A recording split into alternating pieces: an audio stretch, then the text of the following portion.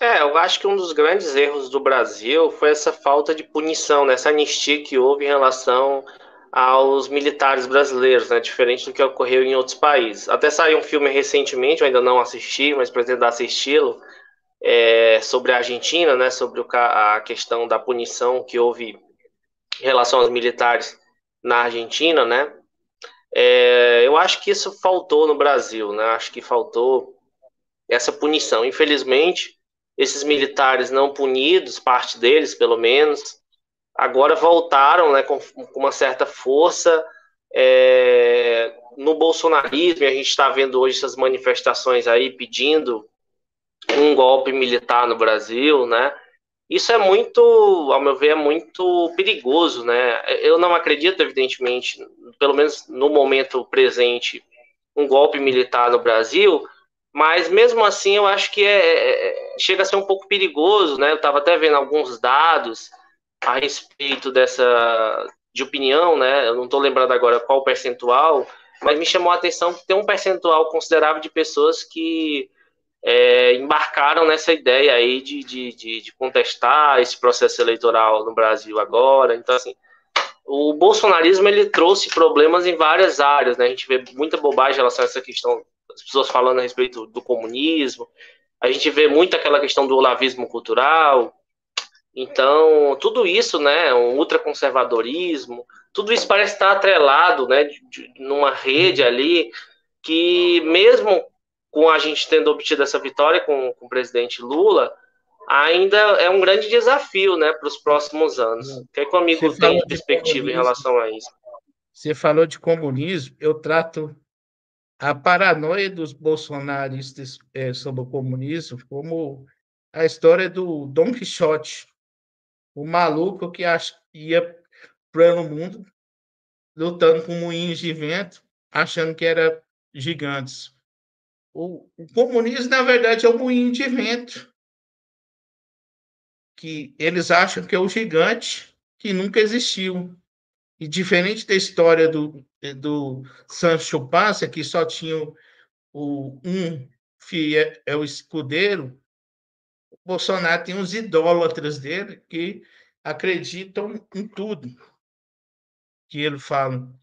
Chega ao ponto da bestialidade de que, com perdão do termo, se o Bolsonaro defecar na boca deles, eles comem e fala que é gostoso.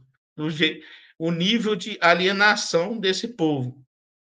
Alguns falam assim, na ditadura não tinha corrupção. Eles não estudaram história.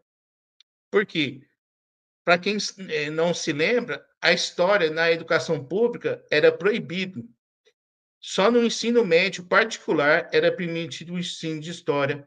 Mas é aquela história da datação dito, datação daquilo outro, que era o conteúdo da história. Se o amigo quiser complementar. É verdade, amigo, com certeza. Muita gente falou, né, nos últimos anos, as pessoas elas estão mais ligadas em política e tal. Só que a forma como as pessoas elas é, se colocaram politicamente, a maioria, né, uma boa parte pelo menos da população, foi de uma maneira extremamente, como você bem pontuou aí, alienada, né, baseada em uma série de preconceitos e uma série de visões distorcidas, baseada em uma série de teorias conspiratórias, muitas delas, acho que a grande maioria delas, vindas dos Estados Unidos, né? Para quem não sabe, por exemplo, na década de 60, né? Tinha muito essa coisa já, né, dessas teorias conspiratórias lá nos Estados Unidos, uma perseguição que houve lá em relação a pessoas de esquerda, intelectuais e tudo mais, né? E isso parece que meio que retornou nos Estados Unidos e em parte do mundo, parte da Europa também, e no Brasil, né? No Brasil, muitas dessas ideias trazidas pelo Olavo de Carvalho, né? Então, assim, infelizmente, o que a gente tem visto muito é um certo fanatismo, né? Uma certa idiotização dessa população, né? Inclusive criticando pessoas grandes educadores, como foi o caso do Paulo Freire, né, e atribuindo os problemas da educação do Brasil ao Paulo Freire. O amigo já até fez vídeo, acredito, sobre o Paulo Freire, né? Se quiser comentar a respeito disso. Sim. O Paulo Freire, ele defendia uma educação crítica. Mais ou menos ele seguia a minha linha de pensamento. Se você quer criticar algo, você tem que beber na fonte. Qual que é a fonte? Quer criticar o comunismo? Leia Marx primeiro. Leia as obras de Marx, sobretudo O Capital, para depois ler os críticos de Marx e tirar a sua conclusão sobre a teoria.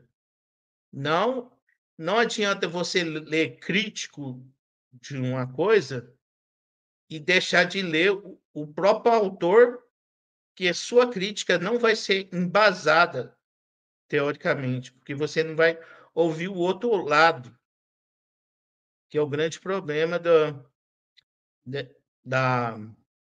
dessa, do brasileiro, né? Eles acham que ser crítico é coisa de comunista. Mesmo eles não sabendo o que é comunismo. Aí cabe falar, por exemplo, o comunismo é uma teoria pautada numa realidade de capitalismo industrial, que as pessoas eram praticamente escravas. Isso levou o Karl Marx a teorizar o seguinte: patrões, está vendo esse povo que está sendo escravizado por vocês? Vão organizar politicamente, vão matar vocês tudo e vão tomar o poder de forma global. Tanto é que o Karl Marx, proletariado não tem pátria. Toda agressão a um proletariado é agredir a todos. Porque esse termo, por isso que muitos falam que às vezes, o nacionalismo é o refúgio dos hipócritas. O amigo pode até falar sobre esse assunto, se quiser.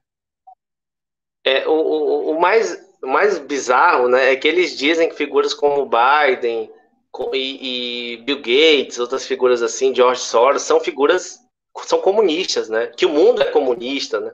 Isso eu acho que é o que é mais absurdo, assim, né?